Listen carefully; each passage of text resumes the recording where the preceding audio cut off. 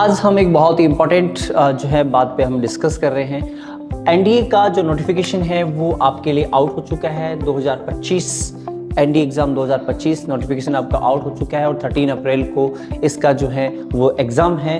आप इस एग्ज़ाम की प्रिपरेशन अच्छे से करना चाहते हैं और हर किसी के मन में उम्मीद है एनडीए को क्रैक करना, एनडीए में बहुत आगे से आगे निकलना। और अक्सर हमारे पास ऐसे कूल्स आते हैं, ऐसी चीज़ आती हैं कि आप हमें कुछ स्पष्ट रूप से बताइए कि आखिर एनडीए क्या है, क्या करना पड़ेगा, कैसा करना पड़ेगा।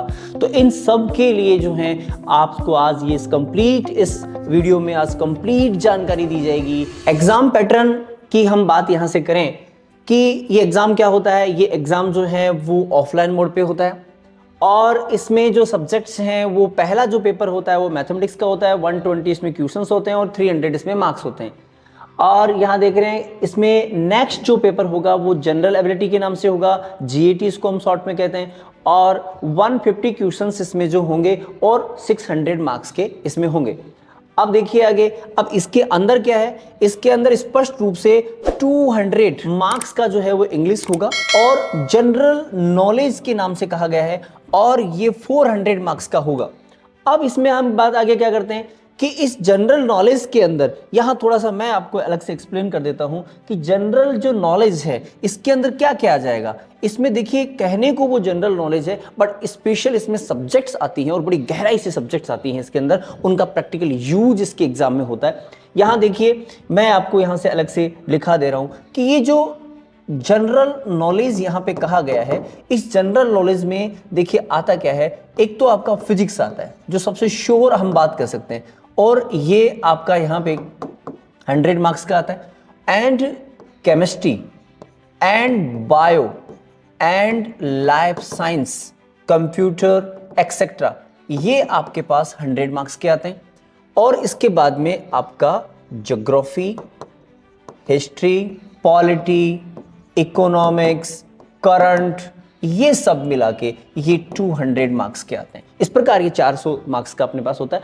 अब यहां से देखिए कि ये ज्योग्राफी और हिस्ट्री का यहां पे वेटेज ज्यादा होता है एनडीए के अंदर, काफी अच्छी मात्रा में आते हैं। बाकी आपको स्पष्ट बता दिया जाता है कि जो पॉलिटी है, इकोनॉमिक्स है और करंट है, तो पॉलिटी और इकोनॉमिक्स को भी आप करंट ही समझिए, करंट से संबंधित ही क्वेश्चन वहां पे पूछे जाते हैं। और वो जो स्पेशल इकोनॉमिक्स और जो स्पेशल पॉलिटी से संबंधित है वो भी अच्छे खासे पूछे जाते हैं। तो ये टोटल मिला के जो है 200 मार्क्स का यहाँ पे होता है। और ये जो साइंस का सब्जेक्ट है ये भी 200 मार्क्स का यहाँ पे होता है। ठीक है, ये चीज़ है, ये मैंने अपने आपको एक्सपीरियंस से बताया है। अब इसमें देखिए एग्जाम का ड्यूरेशन क्या होता है। देखिए एग्जाम का ड्यूरेशन इसमें 2.5 आवर्स यानी 2.5 घंटे का एक पेपर होता है। इस पेपर यानी दोनों पेपर होने हैं, एक आपका मैथमेटिक्स का, दूसरा जनरल एबिलिटी का। 2.5 घंटे के दोनों पेपर होने और एक ही दिन में दोनों होने।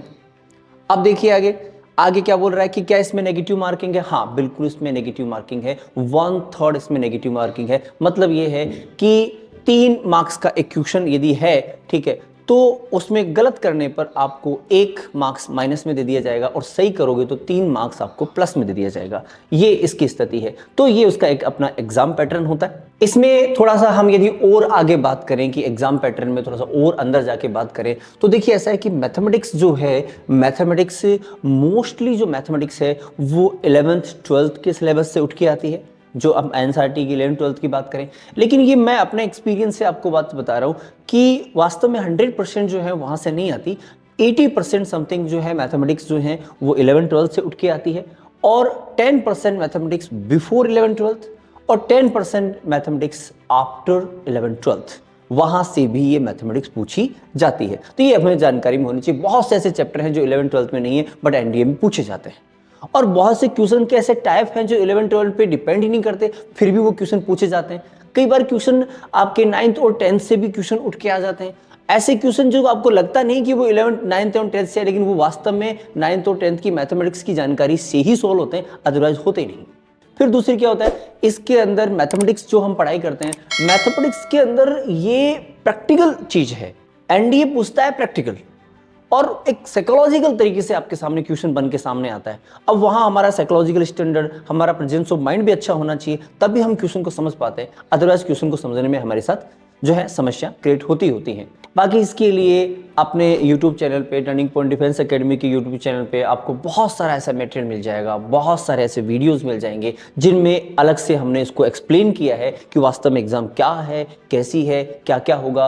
वहाँ एसएसबी को भी अलग से एक्सप्लेन किया गया है, रिटन को भी एक्सप्लेन किया है। यहाँ चूंकि आपको एक शॉर्ट और मोटी मोटी जानकारी दी जा रही है ताकि कोई बच्चा एनडीए में प्रिपरेशन करने के लिए अपना मन बना सके। अब यहाँ हम बात कर रहे हैं सिलेक्शन प्रोसेस। सिलेक्शन प्रोसेस क्या है? देखिए, पहले तो रिटन एग्जाम, कोई व्यक्ति एनडीए में जाना चाहता है, कोई बच्चा एनडीए में सेलेक्ट होना चाहता है तो उसको क्या करना पड़ेगा? पहले तो जो यूपीएससी के द्वारा एनडीए का रिटन एग्जाम है वो क्रैक करना होगा। इसके बाद में क्या होगा? उसके बाद में उसको एसएसबी में जाना होगा। और एसएसबी के अंदर क्या होता है? एसएसबी को क्रैक करने के लिए वहां क्या क्या करना पड़ता है? वहां देखिए, स्क्रीनिंग टेस्ट होंगे। आपको फर्स्ट डे आपको स्क्रीनिंग टेस्ट मिलेंगे। उसके बाद आपको साइकोलॉजिकल टेस्ट को सामना करना पड़ेगा। साइकोलॉजिकल टेस्ट, उसके बाद में आप जीटीओ टास्क कंप्लीट करेंगे। उसके बाद में जो है वो आप अपने पर्सनल इंटरव्यू को क्लियर करेंगे और उसके फिर फाइनली आप अपने कॉन्फ्रेंस को क्लियर करेंगे, तब जाके आपका एसएसबी कंप्लीट होगा। अब यदि एसएसबी मान लो वहां पे कंप्लीट हो जाता है आपका, तो फिर क्या होगा? फिर आपका मेडिकल एग्जामिनेशन होगा। और मेडिकल एग्जामिनेशन है वो आपकी हेल्थ और फिटनेस को सामने रखते हुए आपका हेल्थ और फिटनेस का असेसमेंट किया जाएगा और आपको देखा जाएगा कि आपकी फिटनेस कैसी है, आपकी हेल्थ कैसी है। इसके बाद में क्या होना है? इसके बाद में मेरिट लिस्ट आनी है।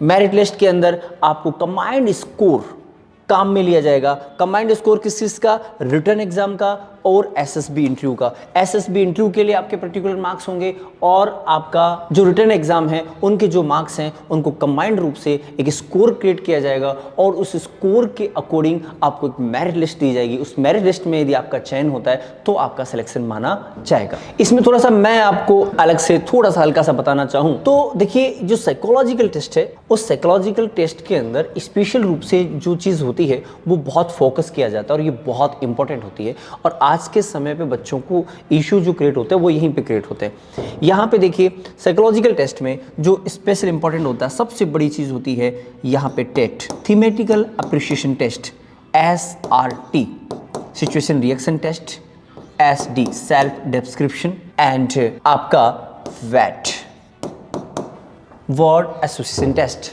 ये टेस्ट हैं वो जो इसमें कंडक्ट करवाए जाएंगे। और ये टेस्ट वास्तव में यदि आप इनके बारे में देखना चाहते हैं तो ये टेस्ट कंडक्ट करवाए गए हैं आपकी पर्सनालिटी के चेक करने के लिए। आप साइकोलॉजी यूज ही आपकी पर्सनालिटी को टेस्ट करने के लिए आती है। अब वहाँ आप इतना समझ लीजिए कि फोर्स क्या चाहती है कि एक अच्छी पर्सनालिटी का व्यक्ति हमारे पास आए, उसके पास किसी प्रकार का कोई नेगेटिव थॉट्स ना हो, उसके पास हर प्रकार के विजन अच्छे हों, वो पॉजिटिव आगे चल के काम अच्छा करना चाहता हो, ऐसे एक व्यक्ति की रिक्वायरमेंट है।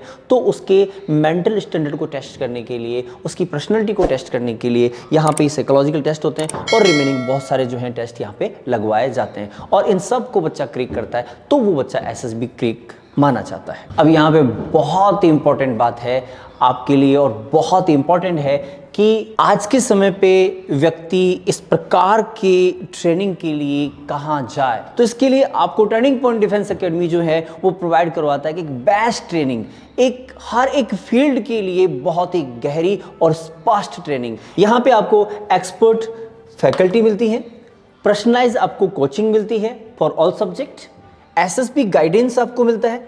एसएसबी गाइडेंस के अंदर हम क्या देंगे? प्रैक्टिकल ट्रेनिंग करवाएंगे, आपकी PPTT, GTO and personal interview and psychological test. हम और आपको क्या देंगे? Physical fitness. और हम आपको क्या देंगे? Mock test.